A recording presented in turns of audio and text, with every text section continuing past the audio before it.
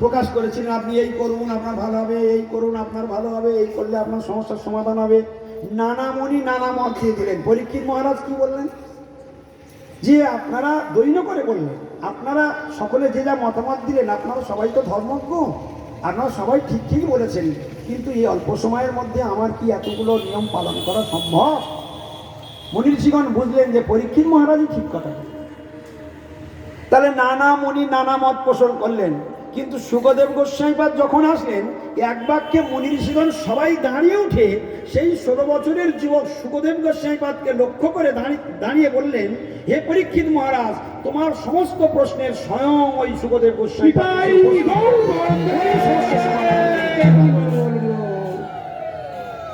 সমস্ত প্রশ্নের উত্তর ওই এসে গেছে, স্বয়ং এসে গিয়েছে, উনি সমস্যার সমাধান দেবেন। উনি কি বললেন? পরীক্ষিত মহারাজ, তোমাকে কিচ্ছু করতে হবে না। মুমূর্ষু ব্যক্তি, এই শব্দটা সবাই আপনারা মনে রাখবেন, এই শব্দটি আর জীবনে কোনোদিন ভুলে যাবেন না। সবাই একবার বলবেন আমার পরে, মুমূর্ষু ব্যক্তি। সবাই বলেছেন? অনেকে মুখ খোলেনি। এতগুলো লোক যদি একসঙ্গে আওয়াজ করে, কতদের আওয়াজ হয় বলুন তো? মুমূর্ষু ব্যক্তি। মুমূর্ষু ব্যক্তি মানে মৃত্যু পথযাত্রী ব্যক্তি। আমরা যে কদিন এখানে এসেছি, আমরা কেউ মরবো না তো? আমরা যারা এসেছি, আমরা কেউ মরবো? সবাই মরবে? ও, তাহলে আমরা মৃত্যু পথযাত্রী নয়। তাহলে পরীক্ষিত মহারাজ মরবে, তার জন্য শুকদেব গোস্বামীপাদ বললে, এই মৃত্যুকে জয় করতে গেলে তোমাকে ভাগবত কথা শুনতে হবে। তাহলে আমরা কেউ মৃত্যু পথযাত্রী নয় তো, তাহলে আমাদের জন্য ভাগবত নয়। গৌর প্রেমানন্দে হরি বল। তাহলে আমাদের সকলের ঔষধ কি? ভাগবত কথা শ্রবণ করা। আর ভাগবত কথা শ্রবণ করতে গেলে যেখানে সাধু সঙ্গে নামহট্ট হয়, যেখানে ভাগবত কথা পরিবেশন হয়, এই নামহট্টের আসল রূপ হলো গৌড়ীয় মঠ, গৌড়ীয় মিশন, ওই হলো আসল নাম। আমরা আজকের এই মাঠের পাশে, এই যে রাস্তার পাশে, মেন রোডের পাশে আমরা এই যে নামের হাট পেতেছি, ওই নামের হাটের ঝাড়ুদার ভক্তিবিনোদ ঠাকুর, তিনি এই নামের হাট পেতেছেন। তিনি তাঁর পুত্র ভক্তি সিদ্ধান্ত সরস্বতী গোস্বামী বহুবার এই জগতে নিত্যানন্দর প্রতিষ্ঠিতের নামহট্ট, নিত্যানন্দ দ্বারা প্রতিষ্ঠিত যে নামহট্ট, সেটা গৌড়ীয় মঠ আকারে তিনি প্রকাশ করে গেছেন। ওইখানে শুদ্ধ নামের হাট, আর তাঁর আনুগত্যে আজকের এইখানে নামের হাট। বোঝা গেল? তাহলে নামের হাটে কি বিক্রি হয়? নাম বিক্রি হয়। এখানে কার কথা পরিবেশন হচ্ছে? ভগবানের কথা পরিবেশন হচ্ছে। এখানে বেচবে কারা আর কিনবে কারা? হাট মানে বেচা আর কেনা, তাই তো? এখানে বেচবে কারা? মহাজনগণ বিক্রি করবে। আর কিনবেন কারা? কোন ভক্তগণ? শ্রদ্ধাবান। যারা শ্রদ্ধাবান ভক্ত, শ্রদ্ধাবান ব্যক্তি, তারাই এই নামের হাটে এসে কেনাকাটা করতে পারে। ভালো করে জেনে রাখবেন, হাটে সকলের আসার অধিকার আছে। হাটে 100 জন গিয়েছে, 75 জনের কিছু পকেটে টাকা আছে, 25 জনের পকেটে টাকা নেই। তাদের কি যোগ্যতা আছে? তারা দেখতে পারবে, শুনতে পারবে, ঘুরতে পারবে, কিনতে পারবে। আর যে 75 জনের পকেটে টাকা আছে, দেখতেও পারবে, শুনতেও পারবে, ঘুরতেও পারবে, কিনতেও পারবে। আজকে যারা যারা এখানে এসেছেন, এখানে টাকা লাগবে, কিনতে গেলে টাকা লাগবে। এখান থেকে নাম কিনতে গেলে কি লাগবে? টাকা লাগবে। এখানকার টাকা কি? নিত্যানন্দ বাবু বললেন, নদিয়া গোত্রমে নিত্যানন্দ মহাজন পাতিয়াছে নামহট্ট জীবের কারণ। পরের লাইনে বলে দিয়েছে, সেই জীব কারা? শ্রদ্ধাবান জন। হে শ্রদ্ধাবান। কাদের জন্য নামের হাট? শ্রদ্ধাবান। শ্রদ্ধাবান মানে কি? শ্রদ্ধা শব্দের মানেটা কি? শ্রদ্ধা শব্দের মানে হলো বিশ্বাস। যার যার বিশ্বাস আছে ভগবানে, সাধুগুরু বৈষ্ণব ভগবানের প্রতি যাদের বিশ্বাস আছে, তারা এই হাটে নাম কিনতে পারবে, তাদের কেনার অধিকার আছে। যাদের বিশ্বাস নেই, তারা আর কিনতে পারবে না। দেখাশোনা ফ্রি, কেনাটা আর হবে না। এই কত লোক এসেছে, প্যান্ডেলটা এই হয়নি, ওই বললে ভালো হতো, এটা একটু মুড়ে দিলে ভালো হতো, পাশে এই সাইডটা ওই হলে ভালো হতো। তারা দেখতে পারবে, শুনতে পারবে, কিন্তু কিনতে পারবে না। গৌর প্রেমানন্দ। হ্যাঁ, তাহলে মুমূর্ষু ব্যক্তির কাজ কি? ভাগবত কথা শ্রবণ করা, হরি কথা শ্রবণ করা। এখন ওইখানে আমরা আজকের কি শুনলাম? বেদের সার কি? শিক্ষাটা একবার, বেদের সার কি? কৃষ্ণ। বেদের সার কি? কৃষ্ণ। আচ্ছা, কৃষ্ণকে জানতে গেলে তাহলে তর্ক করতে হবে। হ্যাঁ, তর্ক করা যাবে না। তাহলে তর্কের মাধ্যমে যদি ভগবান যায় না, তাহলে বেদকে কিভাবে বুঝবো আর কিভাবে কৃষ্ণকে জানবো? সেইটাই বলে দিল নানা মনির নানা মত। অতএব বিভ্রান্ত হওয়ার কোনো জায়গা নেই। তাহলে ধর্মের তত্ত্ব কি? পরের লাইনে সমাধান দিয়ে দিচ্ছেন। ধর্ম ধর্ম ধর্ম, ধর্মের রূপটা দেখে নিন। ধর্মস্য তত্ত্ব নিহিত গুহায়াং। ধর্মের প্রকৃত তত্ত্ব কোথায় লুকিয়ে রয়েছে? নিহিত মানে লুকিয়ে থাকা, গুহায়াং মানে মহাজনের হৃদয় গহ্বরে। ধর্ম কোথায় লুকিয়ে রয়েছে? মহাজনের হৃদয় গহ্বরে। মহা ভাগবতগণের হৃদয় গহ্বরে ধর্মের তত্ত্ব লুকিয়ে রয়েছে। তাহলে আমাকে যদি সেই ধর্ম শিখতে হয়, তাহলে কার চরণে পড়তে হবে? সেই মহাজনের চরণ ধরতে হবে। কিন্তু মহাজনের চরণ তো আপনি পাবেন না, সেই মহাজনকে আপনি সহজে দর্শন পাবেন না। বলে কি করে বুঝবো সেই মহাজনকে? সেই মহাজন বড় দুর্লভ। সেই মহাজন বড় দুর্লভ। সেই মহাজন কোথায় পাওয়া যাবে? সেই কথা বলতে গিয়ে কি বলছেন শুনুন। সেই মহাজন কোথায়? শিবজি পার্বতীকে প্রশ্ন করেছিলেন। পার্বতী শিবজিকে প্রশ্ন করেছিলেন, শিবজি তার উত্তর দিয়েছিলেন কি? গুরবশন্তি শিষ্যবৃত্ত অপহারক সদ্গুরু দুর্লভ দেবী শিষ্য সন্তাপ অপহরক। এই জগতের সর্বশ্রেষ্ঠ দুর্লভ হচ্ছে সদ্গুরু, আর অসদ্গুরু বহু মিলবে। গুরব বহুবশন্তি, বাজারে বহু বহু গুরু মিলবে। তাহলে ধর্মের তত্ত্ব যে গুরুর হৃদয়ে লুকিয়ে রয়েছে, যে মহাজনের হৃদয়ে লুকিয়ে রয়েছে, যে মহাভাগবতগণের হৃদয়ে লুকিয়ে রয়েছে, সেই রকম মহাভাগবতের চরণ পেতে গেলে আগে সাধুকে ধরতে হবে। সাধুকে ধরলে আপনি গুরুর চরণ পৌঁছাতে পারবেন। গুরুর চরণে পৌঁছালে আপনি গৌর সুন্দরের চরণের কৃপা পাবেন, নিতাই ঠাকুরের কৃপা পাবেন, এবং তাদের হাত ধরে ব্রজে রাধা কৃষ্ণের যুগল সেবায় আমাদেরকে যেতে হবে। এই চ্যানেল বাই চ্যানেল আমাদের যেতে হবে। তাহলে ধর্মের প্রকৃত তত্ত্ব কোথায় লুকিয়ে রয়েছে? মহাজনের হৃদয় গহ্বরে। সেই মহাজন গুরু পরম্পরা ধারায় যে কথাগুলো আসছে, অন্যায় বাণীর দ্বারা পরম্পরা ক্রমে যে ধারা নেমে আসছে, সেই পরম্পরা থেকে যখন আমরা আশ্রয় গ্রহণ করব। এই যে গৌড়ীয় মঠ, গৌড়ীয় মিশন, এই গৌড়ীয় মিশনের জন্ম আজ থেকে 106 বছর আগে।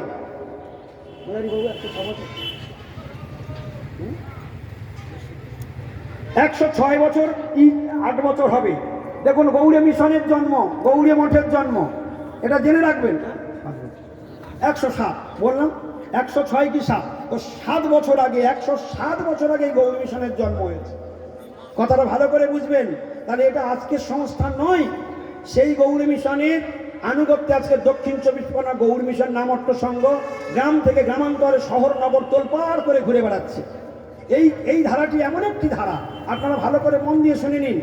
এই গৌড়ী মিশন কৃষ্ণ থেকে এই পর্যন্ত, এর মাঝখানে কোনো ছেদ নাই, একবারে অবিচ্ছিন্ন ধারা। এখনো পর্যন্ত একক গুরু ভক্তি সিদ্ধান্ত সরস্বতী গোস্বামী বহুবার এসেছিলেন, তিনি একক গুরু।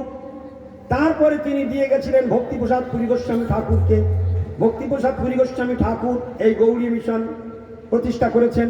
সেই গৌড় মিশনের পরম্পরা ক্রমে এক এক করে আচার্য, সেই আচার্যপাদ যাকে বহুপাত দিয়ে গিয়েছিলেন, সেই অনন্ত বাসুদেব ভক্তিপ্রসাদ পুরী গোস্বামী ঠাকুর, তাঁর শিষ্য রূপে তিনি জগতে তাঁর ভার দিয়ে গেছেন ঔরলবী মহারাজ। ভক্তি কেবল ঔরলবী গোস্বামী গুরু মহারাজের হাতে। গুরু মহারাজ দিয়ে গেছেন ভক্তিস্বরূপ ভাগবত গোস্বামী মহারাজের হাতে। প্রভুপাদের শিষ্য ভক্তিস্বরূপ ভাগবত গোস্বামী মহারাজ দিয়ে গেছেন কাকে? ভক্তিশ্রী পরিব্রাজ গোস্বামী মহারাজের হাতে। আর ভক্তিশ্রী পরিব্রাজ গোস্বামী মহারাজ দিয়ে গেছেন বর্তমান গৌড়ী মিশনের আচার্য ভাস্কর ওম বিষ্ণুপাদ তার হাতেই অর্পণ করে দিয়ে গেছেন। সেই জন্য এই ধারাটা কোনো সাধারণ ধারা নয়। সমস্ত গৌড়ে মঠ মিশনের মূল ধারা হচ্ছে এই স্থান থেকে প্রচারিত হচ্ছে। এই জন্য সব আজকের বিভিন্ন ভগবানের কলির তাণ্ডব নৃত্যে বহু মঠ মন্দির গজাচ্ছে, কিন্তু ভেঙে সব টুকরো টুকরো হচ্ছে মান যশ প্রতিষ্ঠার আকারে। কিন্তু এখনো পর্যন্ত গৌরী মিশনে একক গুরু, এইগুলো জেনে রাখবেন। এই জন্য আশ্রয় নেবেন যখন বহুবার ভাববেন যে কোথা থেকে আশ্রয় নিতে হবে। আশ্রয় লইয়া ভজে তারে কৃষ্ণ নাহি ত্যাজে, আর সব মরে অকারণে। আশ্রয়টা যেন ঠিক জায়গায় হয়। ভাবিয়া করিও কাজ, করিয়া করিয়া ভাবিও না, ভাবিয়া করিও কাজ, করিয়া ভাবিও না। অতএব ব্রেন ওয়াশ করার লোক অনেক পাওয়া যাবে, কিন্তু সুস্থভাবে শুদ্ধ ভক্তি যাজন করতে গেলে শুদ্ধ শিক্ষার প্রয়োজনীয়তা রয়েছে। সেই শিক্ষার অভাব আছে। বুজরুকি দিয়ে কাউকে টপকে নিয়ে কিছু একটা করে ফেললাম, সেভাবে যেন করবেন না। ধারা বুঝে চলুন, জীবনে ঠিক জায়গায় গড়াতে পারবেন। একটা আসল জায়গায় আশ্রয় নিয়ে নিন, ঠিক জায়গায় আশ্রয় নিয়ে ভজন করুন, দেখবেন আর কোনোদিন পতনের কোনো সম্ভাবনা থাকবে না। এই জন্য ভেবে চিন্তে কাজ করবেন। গুরু আশ্রয় যখন করতে হয় ভেবে চিন্তে করা উচিত না, ভেবে চিন্তে না করাই উচিত। গুরু আশ্রয়, গুরু এমন একটি তত্ত্ব, ভাব রে বাপ। গুরু যদি ঠিক না নির্বাচন করতে পারো, ওই জন্য হরিনাম নেওয়াটা আগে বড় কথা নয়। আগে নির্ধারণ করতে হবে সঙ্গ নির্ধারণ। সঙ্গ নির্ধারণ, যেমন সঙ্গ করবে সেই রকম তুমি তোমার চরিত্র তৈরি হবে। তুমি যদি বিড়ি খাওয়া গুরুর চরণ আশ্রয় গ্রহণ করো, তা তোমার গুরু কি বলবে? বিড়ি খেও না। তোমার গুরু যদি প্রত্যেক দিন এই ঝোল খায়, তাহলে তোমার গুরু তোমাকে কি বলবে? তুমি আমিষ আহার করো না, বলবে কি? হ্যাঁ, সেই গুরু তখন বলবে, মা তোর আত্মা খেতে চাচ্ছে, তুই চালিয়ে যা। যখন তোর আত্মা আর খেতে চাইবে না, তখন তুই আর খাবি না। গৌরী কি বলবে কি না? তাহলে জয়সা গুরু কি জয়সা চলা। যেমন যেমন গুরুর প্রভাব, তেমন তেমন শিষ্যের প্রভাব। গুরুর সঙ্গ, সাধুর সঙ্গ। এই জন্য সাধু সঙ্গ নির্বাচন করতে হবে, গুরুর সঙ্গ নির্ধারণ করতে হবে। সব থেকে বড় জিনিস, ভাইটাল ব্যাপার ভক্তি জগতে একটা জিনিস, সঙ্গ নির্ধারণ। সবাই বলুন তো, সঙ্গের উপর নির্ভর করছে আমার কিরকম ভক্তির প্রভাবটা পড়বে। আচ্ছা বলুন তো, আমরা এতজন এখানে বসে রয়েছি, কে গুরুদেবের অনেক শিষ্য আছে না, তার গুরুদেবের নামটা গুছিয়ে বলতে পারে না? গুরুদেবের নাম বলতে পারে না। তার জয় বলতে বলো, তার বন্দনা বলতে বলো, শিক্ষাষ্টক বলতে বলো, নামাষ্টক বলতে বলো, দশমূল শিক্ষা বলতে বলো, মনশিক্ষা, এসবগুলো একটা শ্লোকের ধারে বারে কেউ যাবে না, কেউ শিখবে না। শুধু গুরুদেবের কাছে হরিনামের মালাটা নেবে, আর টং টং টং টং করে নাম হট্টে ঘুরে ঘুরে বেড়াবে, আর এর নিন্দা ওর নিন্দা করে করে বেড়াবে, আর প্রসাদ পেয়ে পেয়ে বেড়াবে। শিক্ষার কোনো আধার নেই, শিক্ষার কোনো জায়গায় নেই। হ্যাঁ, 32 পাটি দাঁত পেটের মধ্যে চলে যাবে। তুমি তো হরিনাম গ্রহণ করেছো। হরিনাম কয় প্রকার?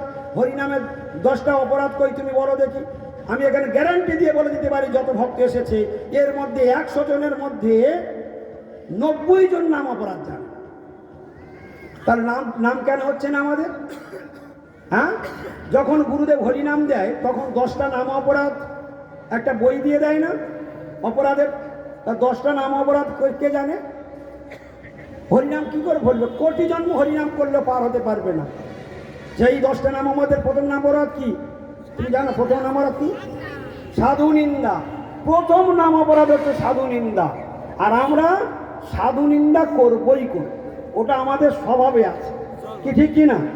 যাই করি তাই করি, সাধু নিন্দা ছাড়া পেটের ভাত ওদিকে যাবেই না, হজমও হবে না। প্রত্যেক দিন একটু করে সাধু নিন্দার চাটনি খেতে হবে, হরিনামের মালাটা করতে হবে, তাহলে হু করে গোলকের পথে যাত্রা করবে, তাই তো নাকি? গৌর প্রেমানন্দে হরি হরি বল।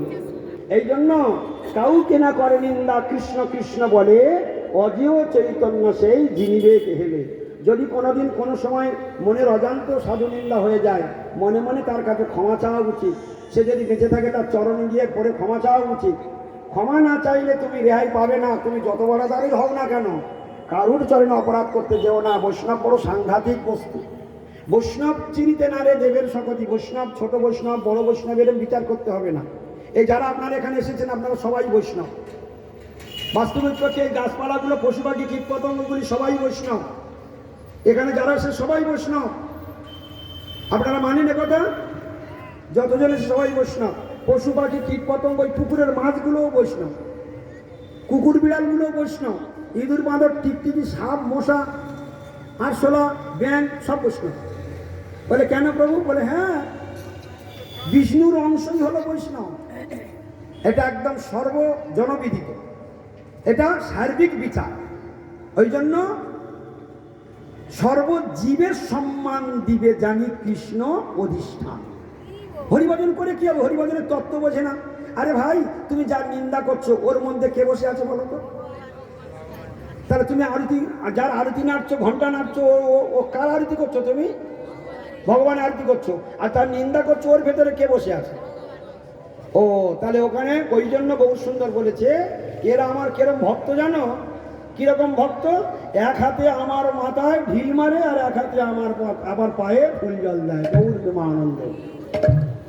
কোন ভক্ত? যারা নিন্দা করে আর হরিনাম করে, নিন্দা করে আর হরিনাম করে। এরা কোন জাতের ভক্ত?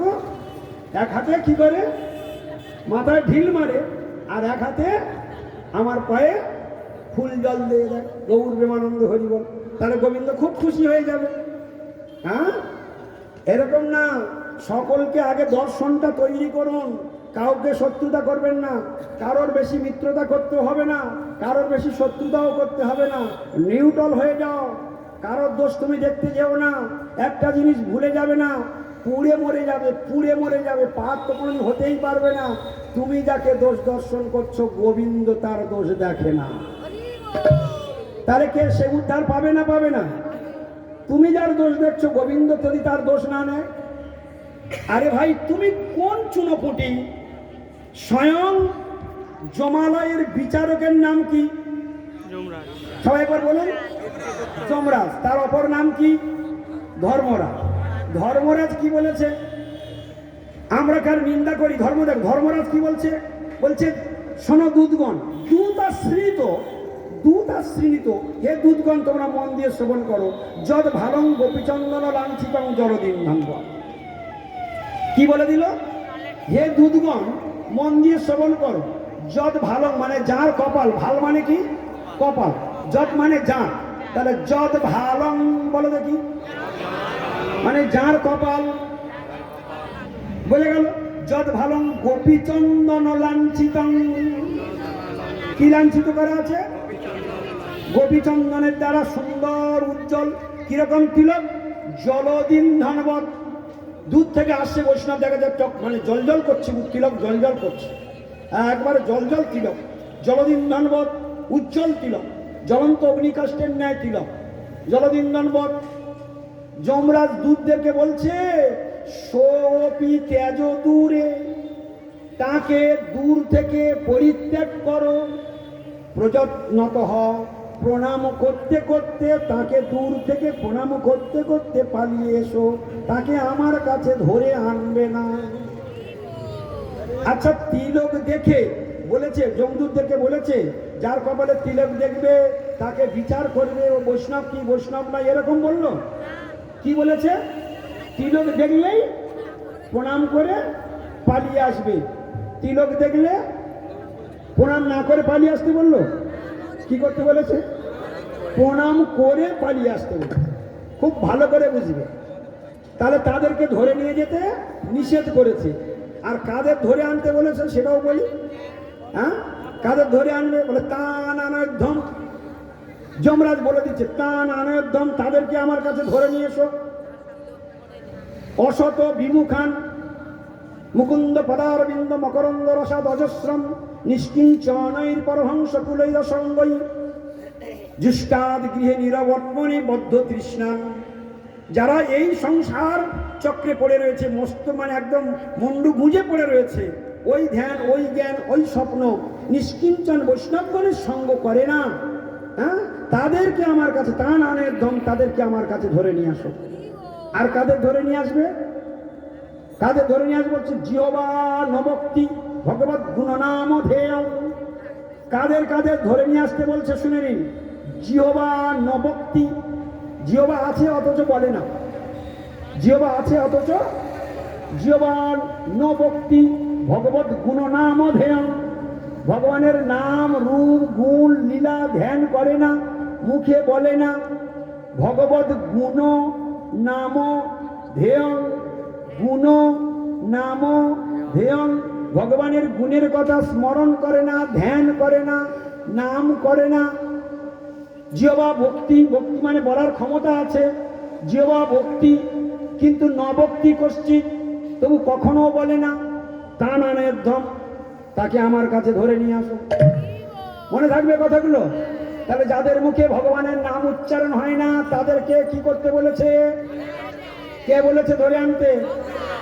তাদেরকে বলেছে? গৌর প্রেমানন্দে হরি বল। আর কি বলেছে? চেতশ্চ নস্মরতি তচ্চরণারবিন্দম। আর কাদের ধরে আনতে বললো? চেতশ্চ নস্মরতি তচ্চরণারবিন্দম, তচ্চরণারবিন্দম। তৎ মানে সেই পরমেশ্বর ভগবানের দুটি রানা চরণ যারা চিন্তা করে না, যাদের চিত্ত তা নানেদম, তাদেরকে আমার কাছে ধরে নিয়ে আসো। বুঝতে পারছেন? তাহলে আমাদের মন সারাদিন কার চিন্তা করে? ভগবানের চিন্তা করে সারাদিন। হ্যাঁ, ঠিক ঠিক, সারাদিন ভগবানের চিন্তা করে আমাদের মন। তাহলে চেতশ্চ নস্মরতি, চেতশ্চ বোঝা যাচ্ছে কিনা?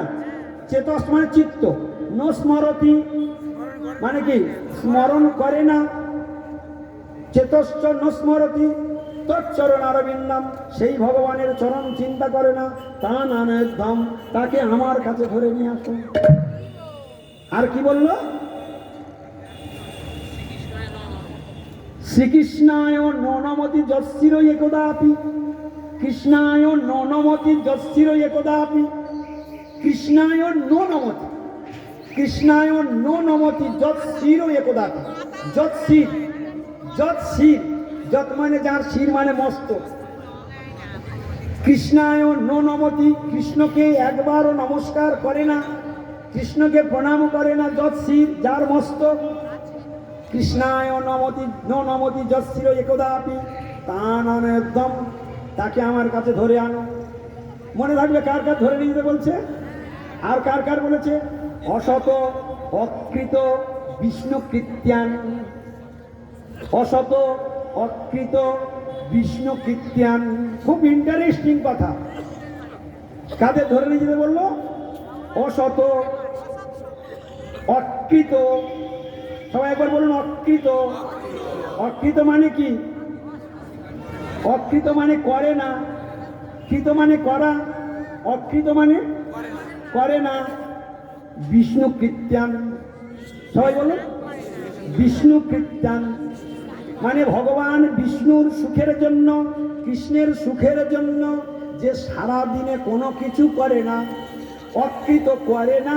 বিষ্ণু কীর্তন, ভগবানের সুখের জন্য সারা দিনে কিচ্ছু করে না, তা নামের দম, তাকে আমার কাছে ধরে নিয়ে আসো। গৌর প্রেমানন্দ হরি হরি হরি বল।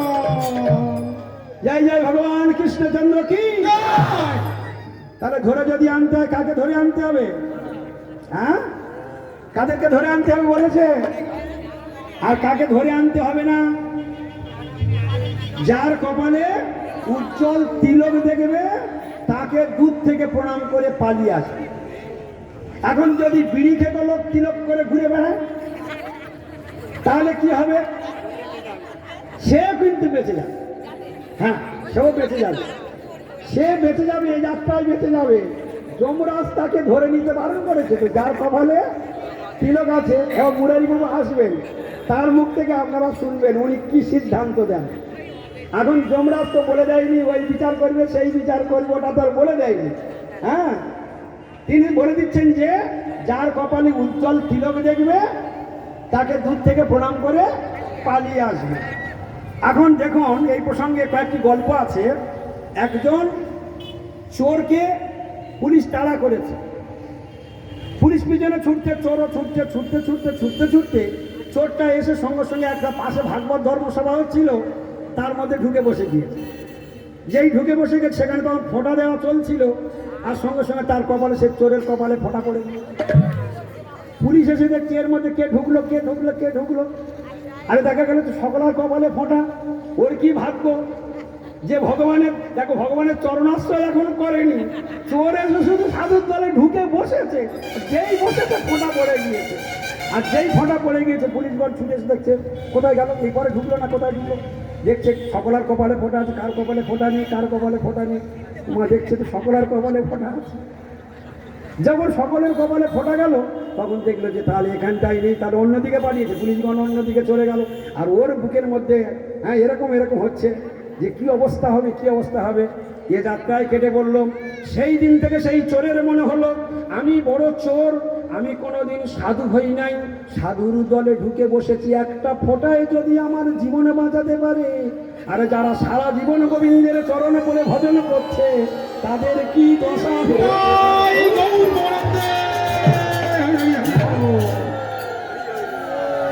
তাহলে কপালে তিলক থাকলে কি হবে এবার বুঝতে পারছেন? হ্যাঁ, সেই জন্য তিলকের মহিমা বড় সাংঘাতিক। তাই মহাজন কীর্তন করে কি বলল, ওরে তিলক ধারণ না করে যে জন বৃথাই জনমতা, তিলক ধারণ না করে বৃথাই জনমতা,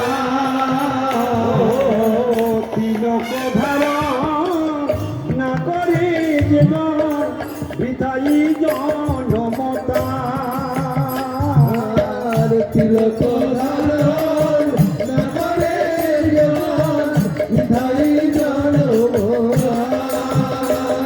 আর কি বললো, আর কি বলছি জানো, তুলসীর হার না পরে যে ছাড়, তুলসীর হার না পরে যে ছাড়, তুলসীর হার না পরে যে ছাড়, তুলসীর হার না পরে যে ছাড়, বৃথাই আরে জমালয়ে বাসতা,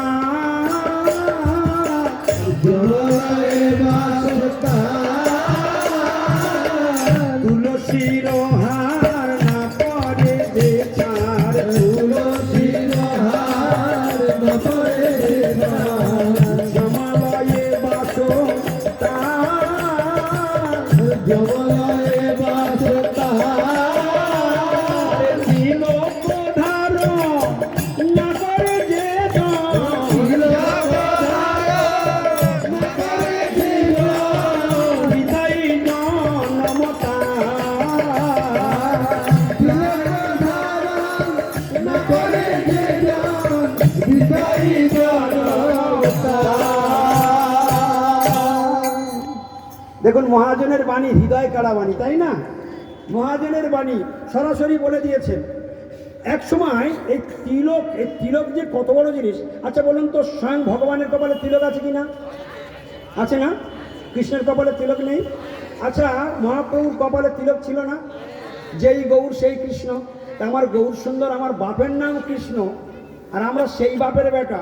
তাহলে বাপ তো বেটা, তোমার যদি বাপের প্রকৃত পরিচয় দিতে হয় তো তোমার কপালে তিলকটা থাকা তো অবশ্যই প্রয়োজন। হ্যাঁ, আগে বাপের বেটার মতো পরিচয় দাও যে তুমি বাপের বেটা। এক সময় মহাপ্রভু সেই পড়ুয়া ব্রাহ্মণকে তিরস্কার করেছিল, কপালে শুধু তিলক করে আসেনি, তাই না? তাই তিলক যদি না থাকে, তিলক না থাকে যদি বিপ্রের কপালে, সে কপাল শ্মশান সদৃশ বেদে বলে। তিলকবিহীন কপালকে কি বলা হয়েছে? শ্মশান বলা হয়েছে। আগে ছোটবেলাতে যখন আমি এই পথে এসেছিলাম তখন তিলকটা মুছে হাঁটে যেতাম, বুঝলেন কি? আবার যখন বুঝলাম তখন মনটা গর্জে উঠলো, আরে আরে জগতের লোক অন্যায় করছে, আমি তো ঠিক পথে আছি। তিলক তো ভগবানের কপালে আছে, তিলকের প্রমাণ তো শাস্ত্রে রয়েছে। তিলক না থাকলে কপালকে শ্মশান বলছে, তাহলে আমার কি দরকার কারোর থেকে ভয় করার? আমার কি দরকার? আমার কপালে তিলক থাকতেই হবে। সেদিন থেকে, যেদিন শাস্ত্র সিদ্ধান্তের জ্ঞান হলো, সেদিন থেকে গর্জন করে তিলক করতে লাগলাম। এখন সবাইকে বলি তোমরা তিলক করো, আমিও বুঝেছি তোমরাও বোঝো, তোমরা ভগবানের পরিচয় দাও, তোমরা ভগবানের প্রকৃত সন্তান, কি ঠিক কিনা? এর তিলকের প্রমাণ কিভাবে আছে? এই যে তিলকের কথা পদ্মপুরাণে কত সুন্দর একটি কথা বলছে, শোনো। না সাদি কেশ পর্যন্তম ঊর্ধ্বপুণ্ড সুশোভনং মধ্যে ছিদ্রং সমাযুক্তম তদ্বিদ্যাদ হরিমন্দিরম বাম পার্শ্বে স্থিত ব্রহ্মা দক্ষিণে তু সদাশিব মধ্যে বিষ্ণুং বিজানিয়াৎ তস্মাৎ মধ্যং ন লেপয়ে। হরে কৃষ্ণ। এ শ্লোকটা কোথা থেকে শুনলাম? পদ্ম পুরাণ, সবাই বলুন পদ্ম পুরাণের শ্লোক। কি বলেছে? তিলকের প্রমাণ না সাদি কেশ পর্যন্তম, নাকের ডগা থেকে কেশ পর্যন্ত, ঊর্ধ্বপুণ্ড সুশোভনম, ঊর্ধ্বপুণ্ড সুশোভনম, মধ্যে ছিদ্রং, মাঝখানটা কি থাকে? ফাঁকা থাকে। মধ্যে ছিদ্রং সমাযুক্তং, তদ বিদ্যাদ হরি মন্দিরম। এই শব্দটা সবাই বলবেন, তদ বিদ্যাত, একসঙ্গে বলবেন, জোরে বলবেন, তদ বিদ্যাত, তাকে জানবে, হরি মন্দিরম, হরি মন্দির বলে। তাহলে কপালের তিলকটাকে পদ্ম পুরাণে কি বলা হলো? কি বলা হলো? তাহলে যার কপালে হরি মন্দির থাকে তাকে স্পর্শ করতে পারে? তদ বিদ্যাত হরি মন্দিরম। শুধু তাই বলেনি, এবার কি বলছে শোনো। এই কপালের বাঁ দিকে আর ডান দিকে দুটো জায়গা খালি আছে, খালি নেই? বাম দিকটা বলছে বাম পার্শ্বে স্থিত ব্রহ্মা, বাম সাইডে এখানে কি আছে? ব্রহ্মা। আর দক্ষিণে তু সদাশিব। তাহলে কোন শিব আছে? শুধু শিব নয়, সদাশিব। ইনি অনেক ঊর্ধ্ব লোকে থাকেন, ইনি বৈকুণ্ঠ লোকে থাকে। সদাশিবের আর একটা নির্দিষ্ট স্থানও আছে, তিনি সেখানেই থাকেন, সদাশিব। দক্ষিণে তু সদাশিব। আর মধ্যে বিষ্ণু বীজানিয়াত, মধ্যে, মধ্যে মানে কোথায়? তিলকের মধ্যে, মধ্যে বিষ্ণু বীজানিয়াত। তাহলে মাঝখানে কি আছে? বিষ্ণু। বাম দিকে কে আছে? আর ডান দিকে কে আছে? ব্রহ্মা, বিষ্ণু, মহেশ্বর। তাহলে মধ্যে বিষ্ণু বীজানিয়াত, তস্মাৎ মধ্যং ন লেপয়ে। সবাই বলবেন, তস্মাৎ মধ্যং ন লেপয়ে। তস্মাৎ, তস্মাৎ মানে সেই তিলকের মাঝখানে, মধ্যং মানে মাঝখানে, তস্মাৎ মধ্যং মানে সেই তিলকের মাঝখানে, ন লেপয়ে। সবাই বলো, ন লেপয়ে। আচ্ছা, এটা কার মন্দির? আর কপালের মাঝখানে, সিঁদুরের মাঝখানে, সিঁদুরটা কার মন্দির? সিঁদুরটা কার জন্য দেওয়া হয়? কপালে যে সিঁদুর দেওয়া হয় তিলকের মাঝখানে, বলছে ন লেপয়ে, ওখানে কিছু দেবে না। ওটা কার মন্দির? তাহলে হরির মন্দিরের মধ্যে হরি আর হরির চাকর দুজনে একসঙ্গে থাকবে, মিলেমিশে থাকবে নাকি? হ্যাঁ, হরির ঘরে চাকরের বাস। হ্যাঁ, অনেকে মায়েরা কি করে দেখি, তিলকের মাঝখানে সিঁদুরের ফোঁটাটা লাগিয়ে দেয় বা টিপ লাগিয়ে দেয়। কি দেয় কি না? ভালো দেখতে হবে, ধোয়া ধোয়া কপাল লাগছে, একটা ফোঁটা দিয়ে। হ্যাঁ, তা দেখুন কপালের মাঝখানে, তিলকের মাঝখানে একটা লাগিয়ে দিল। তার কার ঘরে লাগিয়ে দিল? হ্যাঁ, তাহলে হরির ঘরে কার বাস? ঠাকুরের ঘরে কার বাস? চাকরের বাস। তোমরা দুজনে মিলেমিশে থাকো, ডাঙ্গা টাঙ্গা করো না, জানো, মিলেমিশে গৌর প্রেমানন্দে হরি। হ্যাঁ, এই জন্য দরকার নেই আমার। কিসের দরকার? কপালে তিলক আছে মানে আমার হরির মন্দিরের সঙ্গে, হরির ঘরে কারোর স্থান হয় না, কেবলমাত্র ওখানে কে থাকবে? হরি। অনেকে বলে স্বামীর জন্য দেয়। আচ্ছা বলো দেখি মা, আমি আপনাদের প্রশ্ন করি, আচ্ছা যখন বিয়ে হয়েছিল তখন স্বামী সিঁদুরটা কোথায় দিয়েছিল? কপালে দিয়েছিল তো? ঠিক করে উত্তর দেবেন। সিঁথিতে দিয়েছিল, কপালে দেয়নি তো।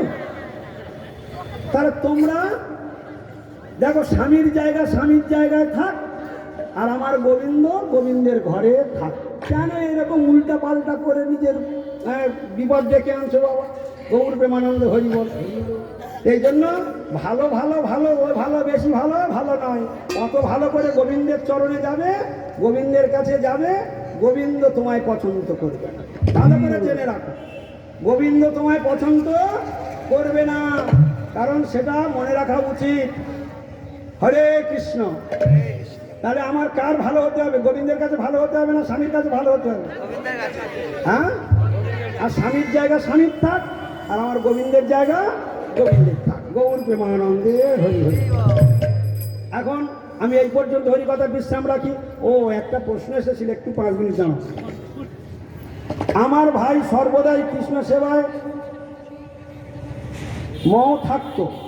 মত্ত থাকতো। আচ্ছা, কৃষ্ণ ছাড়া সে কিছুই জানত না, কিন্তু আজ তার এমন রোগগ্রস্ত অবস্থা, হয়েছে যে সে আর কৃষ্ণ সেবা করতে পারছে না। ভগবানে বলা হয়েছে যে ভগবতে বলা হয়েছে যে যে ব্যক্তি কৃষ্ণের শরণ নেয় তাকে কৃষ্ণ ছাড়ে না। তাহলে আমার ভাইকে এখন কি করা উচিত? বাবা, আপনার প্রশ্নটা বুঝতে পেরেছেন? হ্যাঁ, আমার ভাই কৃষ্ণ সেবায় মত্ত থাকতো, কৃষ্ণ ছাড়া কিছুই জানে না। বাবা, 24 ঘন্টা তোমার ভাই কৃষ্ণ দিবে থাকতো। আচ্ছা, কৃষ্ণ ছাড়া সে আর কিছুই জানতো না, কিন্তু আজ তার এমন রোগগ্রস্ত অবস্থা যে সে আর কৃষ্ণ সেবা করতে পারছে না।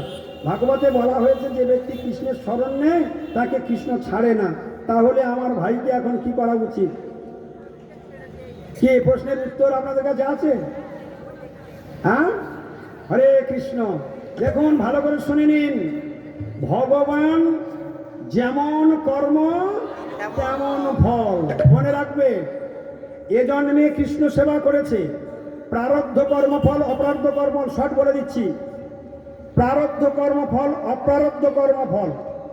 যারা পূর্বজন্মে কর্ম খারাপ করে রেখে এসেছে, সে কৃষ্ণ ভক্ত হোক, সে 10 বছর কৃষ্ণ ভজন করুক, সে 20 বছর কৃষ্ণ ভজন করুক, সে 30 বছর কৃষ্ণ ভজন করুক, সে 40 বছর কৃষ্ণ ভজন করুক, এমনকি ভগবত দর্শনের কাছাকাছি চলে যাক, তথাপিও পর্যন্ত তার কর্মফল তাকে ভোগ করেই শোধ করতে হবে। কোথায় প্রমাণ আছে?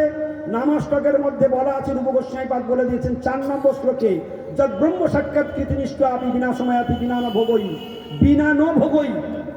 যদ ব্রহ্ম সাক্ষাৎ, ভগবত দর্শন পর্যন্ত যদি পৌঁছে যায়, যদ ব্রহ্ম সাক্ষাৎ কৃতিনিষ্ঠ আপি, বিনাশম, বিনাশ হবে না, বিনা সময়াপি বিনা ন ভোগই, কর্মফল ভোগ বিনা নষ্ট হবে না। বোঝা গেল? কর্মফল ভোগ করে বিনা ন ভোগই। সবাই একবার বলুন, বিনা ন ভোগই, মানে ভোগ বিনা নষ্ট হবে না। বলুন, তাহলে আমি যত কৃষ্ণ ভজন করছি এ জন্মে, এর ফল আমি পরের জন্মে পাবো, কিন্তু আগে যে বীজ পুঁতে রেখে এসেছি, বীজ ফলটা এখন কে খাবে? ওটা তুমি পুঁতে রেখে এসেছো, তুমি খাও। আবার এখন যে তুমি অমৃত ফল পুঁতেছো, পরের বারে গিয়ে অমৃত ফল খেয়ে পারবে। তাহলে বাপি বাবু কোথায়? তোমার ভাইয়ের উত্তর পেয়েছো? হ্যাঁ, ওই বাপি বাবু হাত তোলো। কোথায়? হ্যাঁ, তোমার ভাইয়ের কি দশা হবে বুঝতে পেরেছো? হয়েছে বাপি বাবু। হরিবল হরিবল। এই জন্য বহুজনের বহু প্রকার প্রশ্ন আছে। ও বাবা, কৃষ্ণ সেবা করে লোক শ্রীকৃষ্ণের ধামে চলে যায়, আর তাকে এই জগতে, আরেকটা প্রশ্ন, আর তাকে জগতে জন্মাতে হয় না, কিন্তু আমি এই জন্মের মতো পরজন্মেও এই পৃথিবীতে কৃষ্ণ সেবা করতে চাই, আমার সেই আশা কিভাবে পূর্ণ হবে? হ্যাঁ, মাথা খাটিয়ে খাটিয়ে বুদ্ধি করে করে বের করে বটে। হ্যাঁ, দেখো একটা কথা, যেমন কর্ম তেমন ফল। তুমি ভক্ত যা যা আশা করে ভগবান সেটাই পূর্ণ করে। আর সব থেকে বড় কথা হলো, প্রবাদ একটি কথা আছে, ঢেকি স্বর্গে গেলেও, শূন্যস্থানটা তাড়াতাড়ি পূরণ করতে পারলেন না, ঢেকি স্বর্গে গেলেও, তাহলে ঢেকি যদি নরকে থাকে, ঢেকি যদি স্বর্গে যায়, ঢেকি যদি গোলকে যায়, ঢেকি যদি ভুলকে থাকে, গান ভাঙবে। বলে কৃষ্ণ ভক্তর ওরকম ঢেকির মুখ, ওর কাছে স্বর্গ যা, গোলক তাই, নরক তাই, ও যেখানে যাবে কৃষ্ণ নাম করবে। অতএব গোলক নরক বলে কৃষ্ণ ভক্তের কাছে কিছু নেই। সাধন ভজনের তারতম্য অনুসারে হবে। এ জন্মে তুমি যতটুকু কৃষ্ণ ভজন করেছো, তুমি এখানে থাকবো না, ওটা তোমার ইচ্ছায় হবে না। তুমি যদি এই জন্মে 100% নাম্বার পেলে গোলকে যাও, ভালো করে শুনে নিন, কত পার্সেন্ট নাম্বার পেলে গোলকে যাবে? 100%। তুমি যদি এই জন্মে 39 করে মরে যাও, তা তোমার হারগিজ মাথায় মুগুর মারলে গোলকে যাওয়া হবে। এর পরের বারে যেখানে তোমার জন্ম দেবে ভগবান, তুমি সেখান থেকে 40 থেকে নাম্বার থেকে শুরু করবে, গৌর প্রেমানন্দ হবে। তারপর গিয়ে তুমি 43 নম্বর করে ফের মারা গিয়েছো, এর পরের জন্য যেখানে তোমরা জন্মাতে দেবে গোবিন্দ, সেখানে 44 থেকে শুরু হবে। এই করে করে জন্মে জন্মে জন্মে জন্মে গিয়ে 100% যেদিন হবে, সেই দিন গোলক প্রাপ্তি হবে। গৌর প্রেমানন্দ। বোঝা গেল প্রশ্নের উত্তর? বাঞ্ছা কল্পতরুভ্যশ্চ কৃপা সিন্ধুভ্যেব চ পতিতানাং পাবনেভ্যো বৈষ্ণবেভ্যো নমো নমঃ। হরে কৃষ্ণ। এতক্ষণ আমরা দক্ষিণ